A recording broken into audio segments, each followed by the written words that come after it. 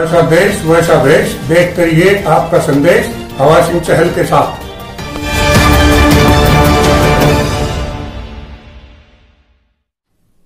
Hello दोस्तों, नमस्कार। मैं हवा सिंह चहल, संपादक आपका संदेश। दोस्तों, किसी भी अखबार को देख लीजिए, किसी भी वीडियो चैनल को देख लीजिए, किसी भी न्यूज़ चैनल को देख लीजिए, कहीं भी नुक्कड़ सभाओं पर देख लीजिए, कहीं भी किसी सरकारी दफ्तर में देख लीजिए, कोरोना के सिवाय कोई जिक्र नहीं है। और कोरोना की दोस्तों, मैं एक बात बताता हूं आपको। जिस प्रकार अध्यात्म गुरु ओशो ने कहा था कि कोई भी बीमारी है उसका डर जो बैठ जाएगा वो मारता आदमी को। कोरोना भी इसी तरह है, लोगों में दहशत बनी हुई है बहुत ज्यादा। अच्छा, कहीं जगह अब जैसे एक ही अस्पताल में जिसका नाम अच्छा चला हुआ है वहां भीड़ ज्यादा हो जाती है, और जो महंगा है वहां पैसे वाले सारे पहुंच जाते हैं, क्यों वो समझते हैं वह पैसे से इलाज होगा। लेकिन दोस्तों, धन धरे का धरा रह जाता है, और गरीब आदमी भी इसी देश में जी रहे हैं, अमीर मर रहे हैं। अगर ये सब कुछ इंसान के हाथ में हो तो पैसे वाला कभी न मरे। तो ये अब संयम से काम लेने की जरूरत है। बहुत सी जगह देखा है लोगों ने एडवांस में अभी ऑक्सीजन के स्टोर करने शुरू कर रहे हैं। क्या ऐसी क्यों समझ रहे, ऐसी नौबत आएगी? ये एक फ्लू है, और जो पहले से बीमार है उसको जल्दी ये अटैक करता है। लेकिन इतना भी नहीं है कि साधारण खांसी जुकाम में भी लोग डॉक्टरों की तरफ, अस्पतालों की तरफ भाग रहे हैं। तो दोस्तों, इतना भाग दौड़ करने की भी जरूरत नहीं है। हाँ, सावधान रहने की जरूरत है, क्योंकि कोरोना है। बहुत से कहते हैं ना कुछ नहीं है। कोरोना तो है, फ्लू है, बीमारी है, और जो पहले से बीमार है या ज्यादा बड़ी उम्र का है उसके लिए तो ये बहुत ही गंभीर है। अब देख रहे हैं, रोज खबर आ रही है कि फला जगह इतने मर गए, कल ऑक्सीजन की कमी से दिल्ली में 50 मौत होगी, 6 अमृतसर में होगी, 5 पानीपत में होगी। इसी तरह और जगहों से भी आ रही हैं। कल अग्रोहा का भी मेडिकल कॉलेज का जिक्र आया कि वहां बाहर एक आदमी ने दम तोड़ दिया, ऑक्सीजन नहीं मिली। तो इस तरह के बहुत से केसेज आएंगे, क्योंकि देश बहुत बड़ा है। 130-35 करोड़ की आबादी का देश कोई छोटी बात नहीं है। हाँ, इतना जरूर है, बीच में जो कहते हैं सावधानी हटी और दुर्घटना घटी, ये सावधानी जरूर बीच में हटी है। इस पर राजनीति भी शुरू हो गई है, और लोगों ने, कल शिवसेना का मैंने बयान पढ़ा था, उन्होंने कहा है कि भाई भारतीय जनता पार्टी ने बंगाल के चुनाव में और केरल के इन चुनाव के अंदर जो 5 राज्यों चुनाव थे, यहाँ न तो सोशल डिस्टेंस का पावर किया, इस्तेमाल किया, और न ही वहाँ कोई मास्क वगैरह लगाए देखे गए, न ही वहाँ कोई टीकाकरण पहले शुरू किया गया। तो वहाँ पर कोरोना फैलता ही रहा, और चुनाव आयोग भी आंख मूंद कर बैठा रहा, और लोगों में बढ़ते बढ़ते बढ़ते बढ़ते कोरोना इस हद तक फैल गया कि अब वो बेकाबू होता जा रहा है। अब क्या है, आजकल इम्यूनिटी बहुत से लोगों की कमजोर है, और कुछ पहले से बीमार हैं, तो उनके लिए जरूरी चीज है, उनको ऑक्सीजन की भी जरूरत पड़ेगी। ऑक्सीजन का भी कोटा पूरा नहीं है देश में, क्योंकि इस तरह के जो हालात हैं वही चीज है। मैंने एक दिन पहले ही बताया था कि प्यास लगने पर कुआं खोदने वाली बात है। पहले तो हम बड़े बड़े बलंग बांग दावे कर रहे थे, सरकार भी दावे कर रही थी कि हम बाहर निर्यात करेंगे, हम इम्यूनिटी हमारी मजबूत है, लेकिन जहां जहां जरूरत होगी दूसरे देशों में हम सप्लाई करेंगे वैक्सीन को।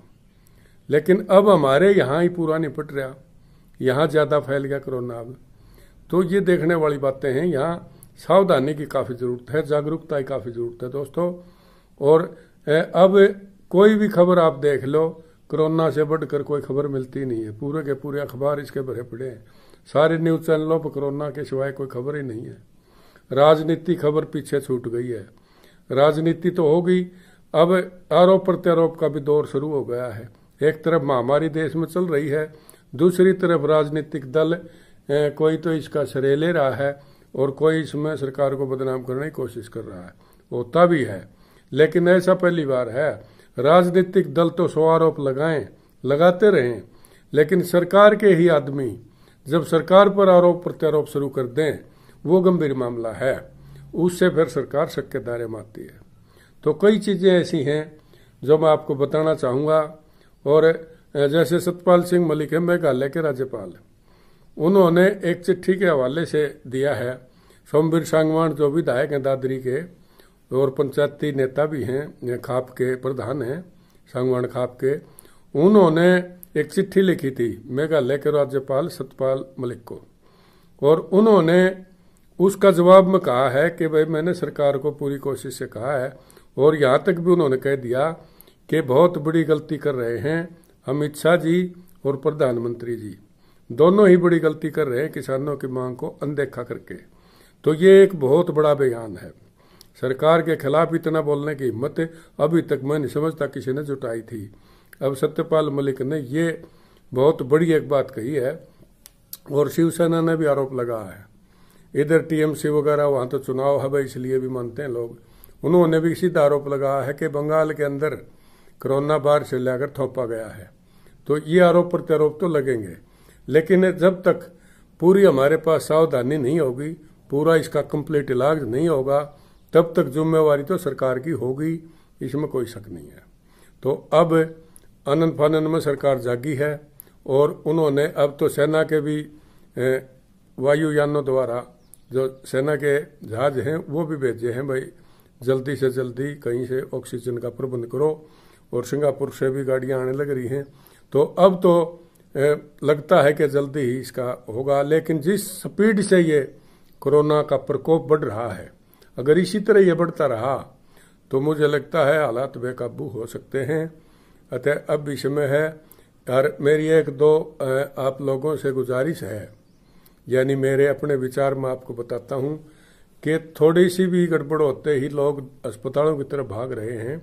इतने भी न डरें कि किसी को मामूली खांसी जुकाम होगी उसको भी कोरोना मान के भाग लिए लोग, क्योंकि वहां पर ले जगह नहीं है। आप अगर वहां सारे जो संक्रमित लोगों के बीच में जाओगे तो आपको वहां खतरा है, बल्कि अपने घर में एकांतवास आप कर लो।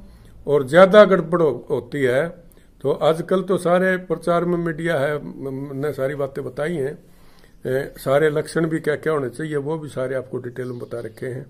तो अगर आपको शक है और ज्यादा आपको दर्द है, ज्यादा बुखार है, खांसी नहीं टूट रही है बीच में, और जुकाम भी लगातार चल रहा है, नाक बह रही है, या आपके जोड़ों में दर्द है, कई लक्षण इसके ऐसे बताए हैं, अगर वो लगातार चल रहा है फिर आपको डॉक्टर की सलाह जरूर लेनी चाहिए। और छोटी मोटी बीमारी में इग्नोर कर देना चाहिए, क्योंकि सावधानी जरूर रखो, लेकिन इतना भी नहीं है कि शक में ही भाग लो, अस्पतालों की तरफ भीड़ कर दो, ऐसा भी नहीं डरना है। और जल्दी ही मुझे पता है कि इतने बड़े देश के अंदर डॉक्टर भी बहुत हैं, सारी चीजें हैं, एकदम कंट्रोल नहीं होता, सब कुछ धीरे धीरे सारा कुछ ठीक होगा। और इसी तरह अब दूसरे भी सिस्टम हैं, सरकार तो चलती है, कोई कुछ भी कहे क्योंकि आरोप प्रत्यारोप लगते रहते हैं। लेकिन अब जो चल रहा है ये एक, इसमें जिम्मेवारी से सरकार बच भी नहीं सकती है, क्योंकि ये पहले से तैयारी थी नहीं। तो आनंद फानंद में अब जो शुरुआत हुई है, अब टिक्के भी धड़ाधड़ लगने शुरू हो गए हैं। बहुत से लोग कहते सुने गए हैं कि अनट्रेंड लोगों के हाथ में टिक्के दे रखे हैं, वो कहीं गड़बड़ ना हो जाए। हाँ, इसका साइड इफेक्ट भी है टिक्के का, वो भी कई जगह बताया गया है, भाई इसके थोड़े बहुत साइड इफेक्ट हैं, और वो किसको लगना चाहिए इस चीज का भी ध्यान रखना चाहिए, क्योंकि एक टिक्के से अगर गड़बड़ होती है किसी की तो दूर तक ये आवाज जाती है और लोग डरना शुरू कर देते हैं। तो इस किस्म की कई चीजें हैं। अब 18 साल से ऊपर के जवानों को भी टिक्का लगना शुरू हो गया है, और उनके लिए अस्पतालों में 50% बेड रिजर्व कर दिए गए हैं।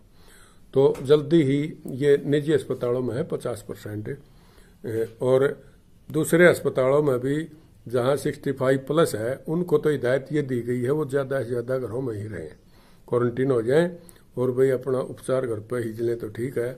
अगर किसी को ज्यादा दिक्कत हो तो अस्पताल में जाएं और डॉक्टरी सहायता लें, और अपने जो फैमिली डॉक्टर हैं उनसे भी राय साथ के साथ लेते रहें। आज ये कोरोना का ही वैसे मेन है खबर, यही इतनी बड़ी खबर मैं समझता हूँ, और कुछ है नहीं, क्योंकि जहां भी आप जाओगे कोरोना ही कोरोना है, जहां भी जाओगे जिक्र कोरोना का ही है। तो ये एक महामारी है, और इसको हल्के में भी न लें। और दोस्तों इतना डरो भी मत कि थोड़ा सा किसी को हल्का सा जुकाम हो गया या बुखार हो गया तो भाग लिया अस्पतालों की तरफ। अपने डॉक्टर से सलाह लें और ज़्यादा से ज़्यादा कोशिश करें कि वे अपने घर पर ही इसका उपचार हो। अस्पतालों में तो सबको पता है वहाँ कोरोना पेशेंट से भरे पड़े हैं। और ऑक्सीजन की जहाँ तक बात है, ज़्यादा ज़रूरत पड़ने पर ही ऑक्सीजन लो, नहीं तो शरीर आदी हो जाएगा इसका और फिर आपको ऑक्सीजन के बगैर काम नहीं चलेगा। अपनी इम्यूनिटी मजबूत रखो और घबराओ मत। सबसे बड़ी बात है हौसला रखो। तो यही चीज़ें मैं आपको कहूँगा। अगर आपका संदेश चैनल आपने सब्सक्राइब नहीं किया है तो दोस्तों इसको सब्सक्राइब कर लो और अच्छा लगे तो इसको लाइक करो और शेयर ज़रूर कर दिया रहो दोस्तों, ताकि आपकी आवाज़, आपका संदेश औरों तक भी पहुँचे और इसको ज़्यादा से ज़्यादा लोग देखें। बात किसान आंदोलन की है। किसान आंदोलन पूरी तरह से अभी सक्रिय हैं किसान, और न ही कोई वो उठने की किसी जल्दबाजी में है। लेकिन अभी देखना है आगे होता क्या क्या है। महामारी फैल रही है धीरे धीरे। अभी तक किसानों में ये नहीं फैली है, क्योंकि अभी तक कोई भी किसी बॉर्डर से रिपोर्ट नहीं आई है कि किसी को कोरोना हो गया।